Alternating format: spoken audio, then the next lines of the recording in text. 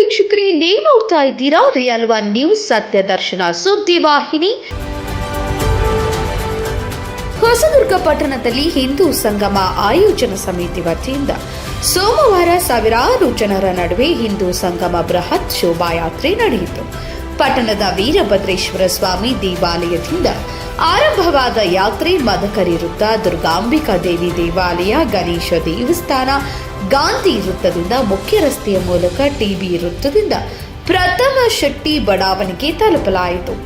ಯಾತ್ರೆಯಲ್ಲಿ ಸಾವಿರಾರು ಹಿಂದೂ ಕಾರ್ಯಕರ್ತರು ಕೇಸರಿ ಧ್ವಜಗಳನ್ನು ಹಿಡಿದು ಭಾರತಾಂಬೆ, ಛತ್ರಪತಿ ಶಿವಾಜಿ ಮಹಾರಾಜರು, ಸ್ವಾತಂತ್ರ್ಯ ಹೋರಾಟಗಾರರು ಮತ್ತು ಇನ್ನಿತರೆ ಮಹನೀಯರಿಗೆ ಜೈಕಾರ ಹಾಕುತ್ತಾ ಕೇಸರಿ ರುಮಾಲು, ಶಾಲು ಧರಿಸಿಕೊಂಡು ಹೆಜ್ಜೆ ಹಾಕಿದರು.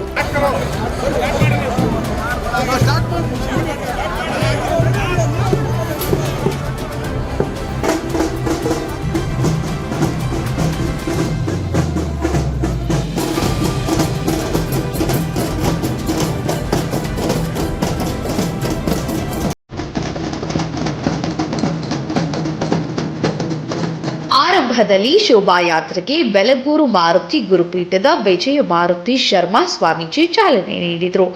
ಶೋಭಾಯಾತ್ರೆಯ ಮಾರ್ಗದುದ್ದಕ್ಕೂ ಶ್ರೀರಾಮ್, ಛತ್ರಪತಿ ಶಿವಾಜಿ, ಕಿತ್ತೂರು ರಾಣಿ ಚೆನ್ನಮ್ಮ, ಭಗತ್ ಸಿಂಗ್, ಚಂದ್ರಶೇಖರ್ ಆಜಾದ್ ಮತ್ತು ಇನ್ನಿತರೆ ಸ್ವಾತಂತ್ರ್ಯ ಹೋರಾಟಗಾರರ ಫ್ಲೆಕ್ಸ್ಗಳು ರಾರಾಜಿಸಿದವು. ವೀರಗಾಸಿ, ಡೊಳ್ಳು ಕುಣಿತ, ಚಂಡಮದ್ದಳೆ, ತಮಟೆ ವಾದ್ಯ, ಡ್ರಮ್ ಸೆಟ್ ಹಾಗೂ ಇನ್ನಿತರೆ ಕಲಾ ತಂಡಗಳು ಮೈ ಸೆಳೆದವು. ರಾಮ, ಹನುಮಂತ, ಕೃಷ್ಣ, ಒನಕೆ ಒಬ್ಬವರ ವೇಷ ಧರಿಸಿದ್ದ ಮಹಿಳೆಯರು ವಿಶೇಷ ಗಮನ ಸೆಳೆದರು.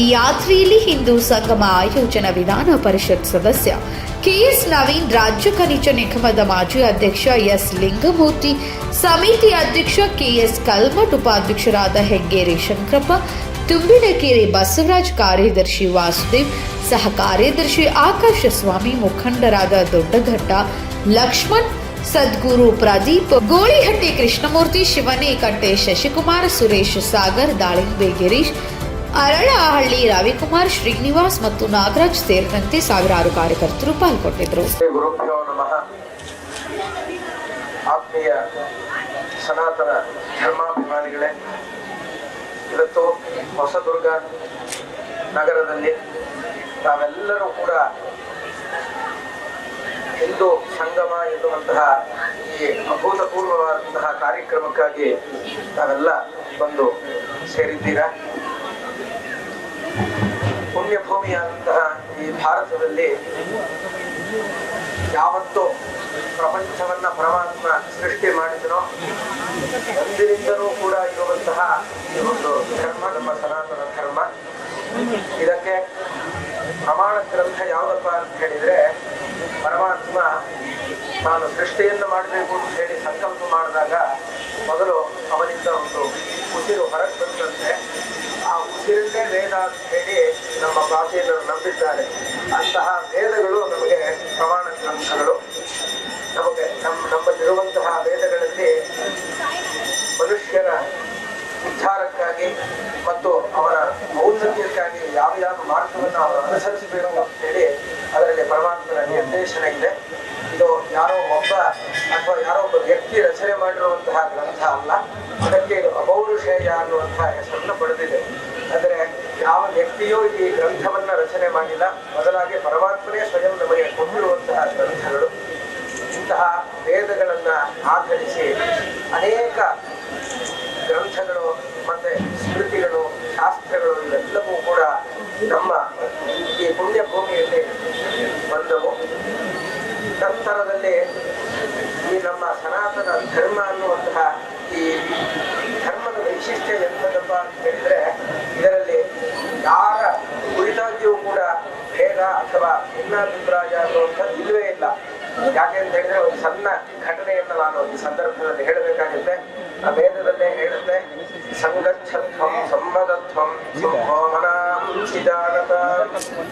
ನೀವೆಲ್ಲ ಇಲ್ಲಿಯ ಜನರು ನೀವೆಲ್ಲರೂ ಕೂಡ ವಯೋಮಾನದಲ್ಲಿ ಅಂತರಗಳಿವೆ ಮತ್ತು ವಿದ್ಯೆಯನ್ನು ಒಬ್ಬರು ಪಂಡಿತರಿರಬಹುದು, ಇನ್ನೊಬ್ಬರು ಪಾಮರರಿರಬಹುದು, ಯಾವ್ಯಾವ ಥರದ ವ್ಯತ್ಯಾಸಗಳಿದ್ದರೂ ಕೂಡ ನೀವೆಲ್ಲ ಬಂದು ಸೇರಿರುವಂತಹ ಒಂದೇ ಒಂದು ಕಾರಣ, ಈ ಧರ್ಮ ಅನ್ನುವಂತಹ ಆ ಒಂದು ನಮಗೆ ಕಾಣದ ಒಂದು ಶಕ್ತಿ ನಮ್ಮನ್ನ ಈ ಸ್ಥಾನದಲ್ಲಿ ಕೂಡಿಸಿದೆ.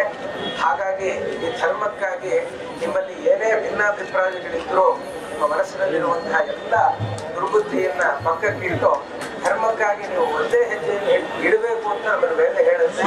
ಅದರಂತೆ ಇವತ್ತು ವಿಶೇಷವಾಗಿ ಈ ಹಿಂದೂ ಸಂಗಮ ಅನ್ನುವಂತಹ ಕಾರ್ಯಕ್ರಮದ ನಿಮಿತ್ತ ಇವಾಗ ಶೋಭಾಯಾತ್ರೆ ಪ್ರಾರಂಭವಾಗ್ತಾ ಇದೆ.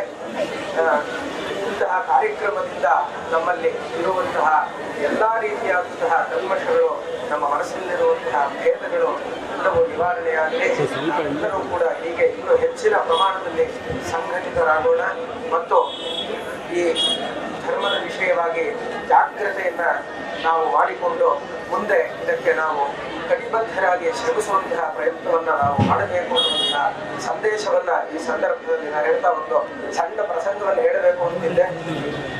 ನಮಗೆಲ್ಲ ಗೊತ್ತಿರಬೇಕು, ನಮ್ಮ ಸನಾತನ ಧರ್ಮೋದ್ಧಾರಕರಾದಂತಹ ಆದಿಶಂಕರ ಭಗವತ್ಪಾದರು ಅನ್ನುವಂತಹ ಮಹಾನುಭಾವರು, ಅವರು ನಮ್ಮ ಈ ಪುಣ್ಯಭೂಮಿಯಾದಂತಹ ಭಾರತದಲ್ಲಿ ಜನಿಸಿ ಸುಮಾರು ಶತಮಾನಗಳ ಹಿಂದೆ ನಮ್ಮ ಧರ್ಮಕ್ಕಾಗಿ ಅವರು ಮಾಡಿರುವಂತಹ ಸಾಧನೆ, ಸಾಹಸ ಇವತ್ತು ಕೂಡ ಎಲ್ಲರೂ ಜ್ಞಾಪಕದಲ್ಲಿ ಇಟ್ಕೊಳ್ಬೇಕಾದಂಥದ್ದು. ಹಿಂದೆ ಬೇರೆ ಪರಧರ್ಮೀಯರ ಹಾವಳಿ ನಮಗೆ ಜಾಸ್ತಿ ಆದಾಗ ಅದನ್ನ ಎದುರಿಸಿ ನಿಂತಹ ಮಹಾವೀರರವರು ಶಂಕರ ಭಗವತ್ಪಾದರು. ಅವರ ಒಂದು ಜೀವನದಲ್ಲಿ ಒಂದು ಘಟನೆ ನಡೆಯುತ್ತೆ. ಅವರು ಇನ್ನೊಬ್ಬ ಪಂಡಿತರೊಂದಿಗೆ ಒಂದು ವಾದಕ್ಕೆ ಕೂತಿರ್ತಾರೆ. ಆ ಸಂದರ್ಭದಲ್ಲಿ ಅವರಿಬ್ಬರ ವಾದವನ್ನ ನಿರ್ಣಯ ಮಾಡುವುದಕ್ಕೆ ನಾವು ಇವತ್ತೇನು ಜಡ್ಜ್ ಅಂತ ಕರೀತೀವಿ, ಆ ರೀತಿ ನ್ಯಾಯಾಧೀಶರಾಗಿ ಅಥವಾ ನ್ಯಾಯಾಧೀಶಿಯಾಗಿ ಅವತ್ತಿನ ಕಾಲಕ್ಕೆ ಉಭಯ ಭಾರತಿ ಎನ್ನುವಂತಹ ಒಬ್ಬರು ಮಹಿಳೆ ಕೂತಿರ್ತಾಳೆ. ಆ ಮಹಿಳೆ ಅವಳು ಇವರ ಇಬ್ಬರ ಮಧ್ಯೆ ನಡೆಯುವಂತಹ ಆ ವಾದವನ್ನ ಯಾರು ಇದರಲ್ಲಿ ಗೆದ್ರು ಅನ್ನುವಂತಹ ತೀರ್ಮಾನವನ್ನು ಮಾಡೋದಕ್ಕೆ ಕೂತಿರ್ತಾಳೆ. ನೀವೇ ಹೇಳಿ, ನಮ್ಮ ಸನಾತನ ಧರ್ಮದಲ್ಲಿ ನಾವು ಸ್ತ್ರೀ ಪುರುಷರ ಮಧ್ಯೆ ಯಾವ ರೀತಿಯಾದಂತಹ ಭೇದವನ್ನು ನಾವು ಇಟ್ಕೊಂಡಿಲ್ಲ. ಇದೆಲ್ಲ ಕೆಲವು ಮೌಢ್ಯಗಳಿಂದ ಬಂದಿದೆಯೇ ವಿನಃ ನಮ್ಮ ಮೂಲ ಪರಂಪರೆ ಇರೋದನ್ನು ಯಾವತ್ತೂ ಒಪ್ಪಿಲ್ಲ. ನಾವೆಲ್ಲರೂ ಶ್ರಮಿಸಬೇಕು, ಎಲ್ಲರೂ ಇದಕ್ಕಾಗಿ ದುಡಿಯಬೇಕು.